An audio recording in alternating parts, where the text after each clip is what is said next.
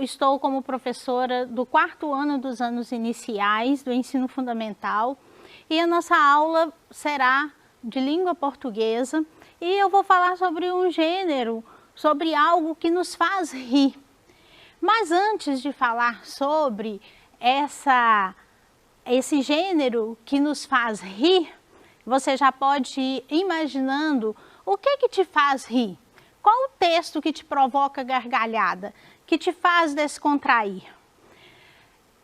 Eu vou repassar para você algumas dicas muito importantes para que a nossa aprendizagem ela seja efetiva, ela seja compreendida, bem compreendida por você, estudante.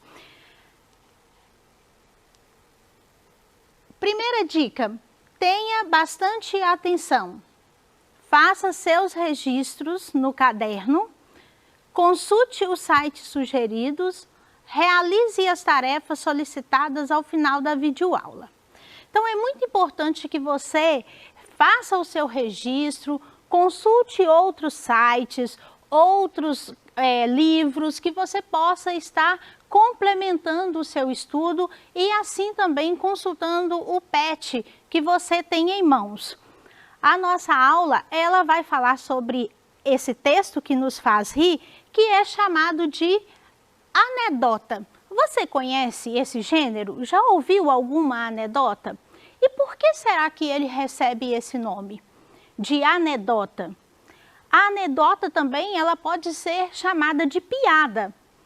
Só que para você, aluno de anos iniciais, a palavra anedota, ela é mais complementar.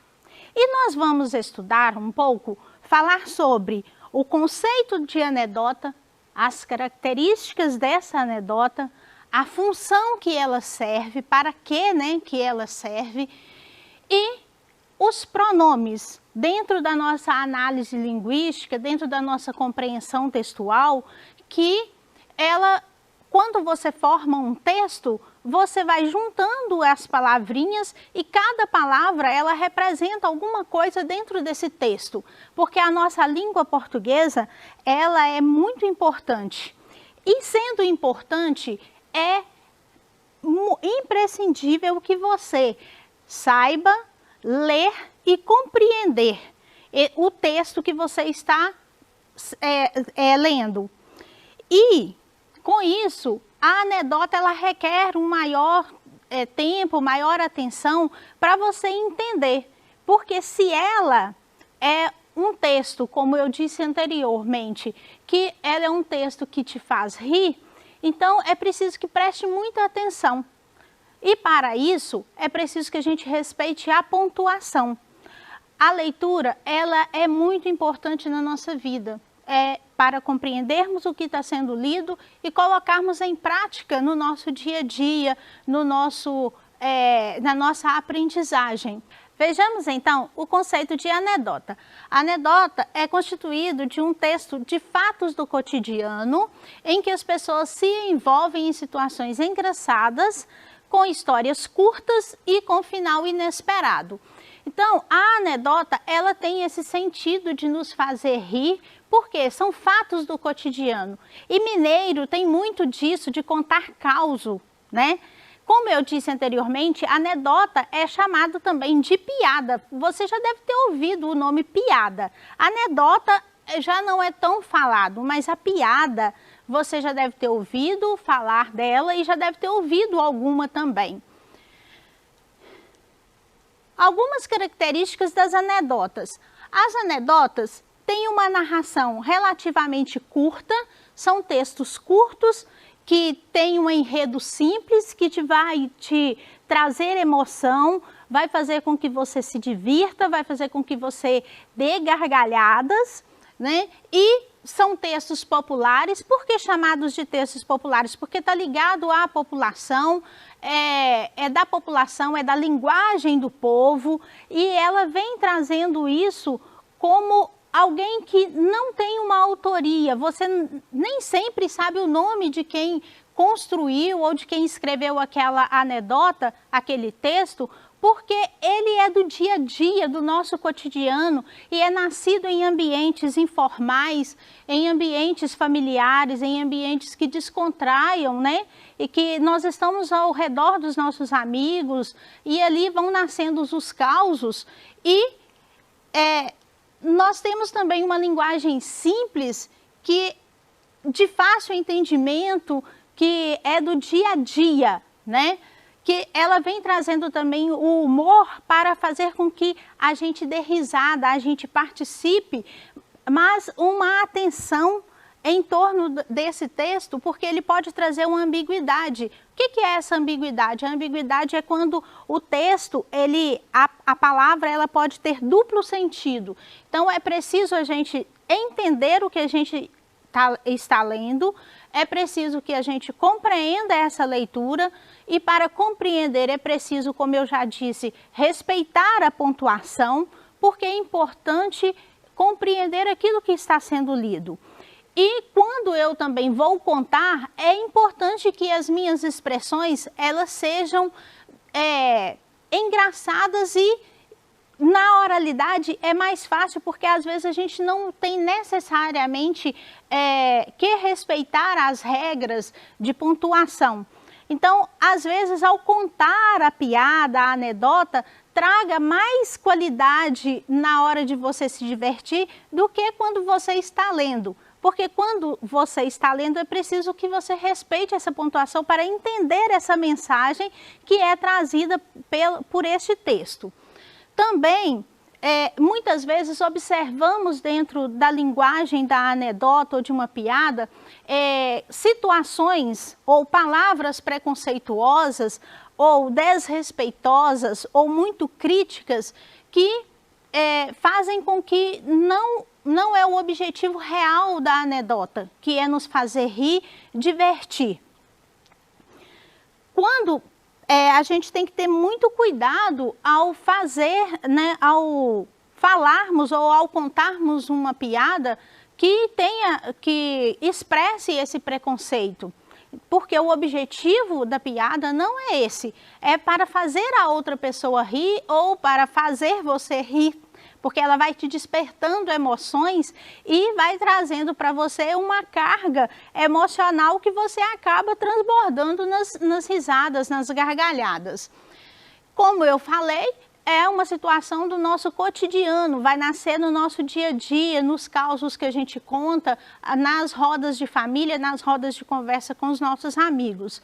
E quando esse narrador, quando eu estou contando, que eu dou voz ao personagem, às personagens, é chamado de discurso direto, porque a outra pessoa, eu dou a vez para a outra pessoa falar.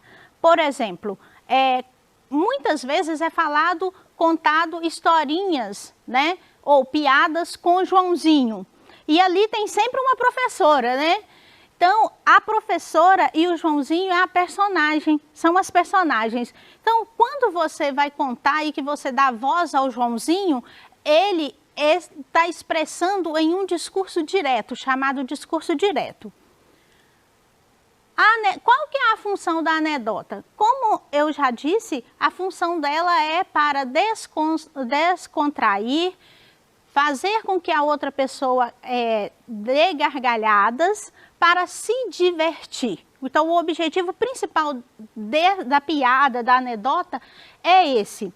E ele é muito utilizado em textos de comédia, em apresentações. Um exemplo muito clássico que nós temos é do Zorra Total, né? Que é o do Chico Anísio também, Chico Anísio Humor, há alguns anos atrás. E outros programas que fazem humorísticos. Temos também alguns filmes ou algumas peças teatrais que são de comédia. Por quê?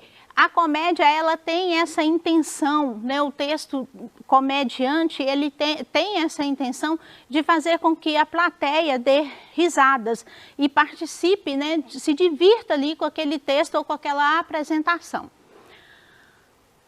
Qual que é a estrutura da piada, da anedota? A estrutura é o uso de linguagem verbal, que é a escrita, e a linguagem não verbal, que são os símbolos. Você já ouviu falar de charge? Mais lá à frente você vai estudar charge, tá? Mas a charge, ele tem esse objetivo, porque ela é apresentada somente imagem. Às vezes algum balãozinho, alguma expressão, mas nem sempre é escrita. E a anedota ou a piada, ela tem essas duas expressões, a linguagem verbal, que é a escrita, e a linguagem não verbal, que são os símbolos, as imagens apresentadas. Temos também a linguagem informal.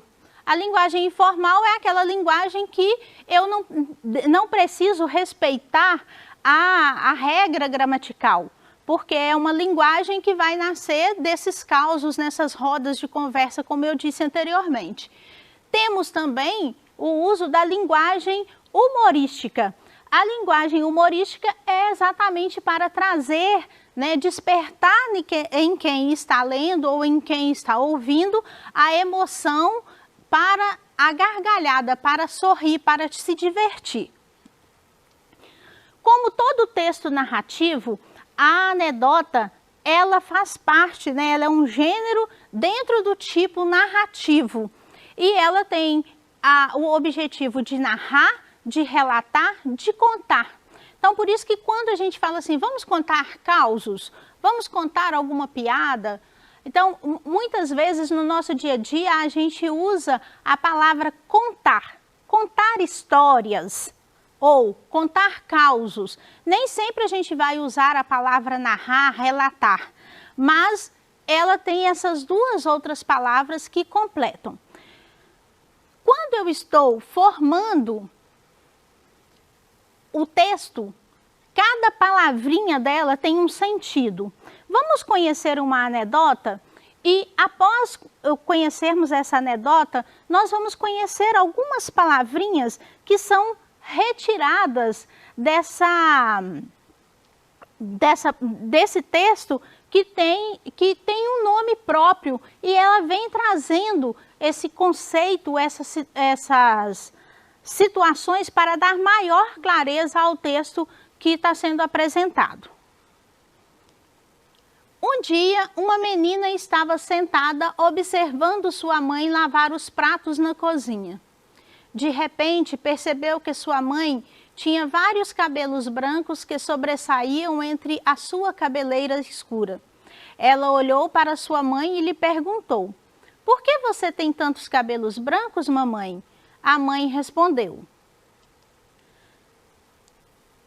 "Bom, cada vez que você faz algo de ruim e me faz chorar ou me deixa triste, um de meus cabelos fica branco." A menina digeriu esta revelação por alguns instantes e logo disse: "Mãe, por que todos os cabelos de minha avó estão brancos?" Então, percebemos que aqui a gente verifica o discurso, né, direto, que é a linguagem, né, quando quem está contando essa anedota, quem está contando essa história, ela dá a voz à mãe e à filha nesse diálogo. Você conhece essas palavrinhas? Eu, tu, ele, ela, nós, vós, você, vocês, eles, elas. E estas? Mi, mim, comigo. Te, ti, contigo. O, a, lhe, se, si, consigo. Nós, conosco. Vós, convosco. Os, as, lhes, se, si, consigo. Você conhece essas palavrinhas? Essas palavrinhas têm o nome de pronome. E para que serve um pronome? É uma palavra que vem para substituir ou que pode substituir nomes de pessoas, de objetos, de animais, de plantas. Então, aqui nesse nosso texto, eu vou pegar uma frase onde nós vamos estudar um pouquinho sobre essa frase para você entender quando eu uso esse pronome para substituir e não continuar repetindo o nome daquelas pessoas ou daqueles objetos que eu estou trabalhando. Bom, cada vez que você me faz algo de ruim e me faz chorar ou me deixa triste, um de meus cabelos fica branco. Percebe que aqui nós temos o você, o me e o me que se repete. O você, o me, nós já vimos que são pronomes e eles vêm para substituir.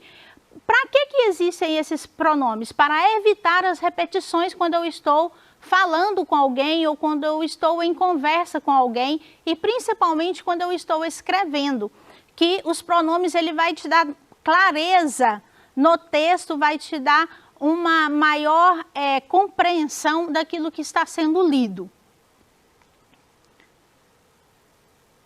Outros exemplos que eu vou falar com você. Estou me separando do príncipe. Ele virou um sapo. Ele substituiu o nome príncipe. Então, quem virou o sapo? O príncipe. Ele foi comprar pão. Eu estou afirmando que alguém foi comprar pão. Você foi comprar pão? Então eu estou perguntando se alguém, quem é que foi, né? Eu estou perguntando para você. Em algumas regiões do nosso país, do Brasil, a expressão você, o nome você, é substituído pelo tu, especialmente no sul do Brasil. Tu foste comprar pão? E quando nós vamos para o plural desses pronomes? Ele chamou pelo menino. Ele chamou o. Quem que chamou? Né? Quem foi chamado? O menino. Então, para não repetir o nome menino, o substituiu o menino. Eles chamaram-no. Então, quando eu transformo essa frase para o plural, eu uso o no para substituir o nome menino para não ter a repetição. A gente pode se alimentar melhor. Nós podemos nos alimentar melhor. O nós substituiu o a gente. Então, é muito importante quando eu vou fazer a minha escrita que eu estou apresentando a substituição para não ficar repetitivo o meu diálogo ou o meu texto não ficar muito redundante, com várias palavras repetidas. Então, eu vou utilizar os pronomes em substituição aos nomes. Agora é com você, aluno. Vamos praticar aquilo que nós aprendemos?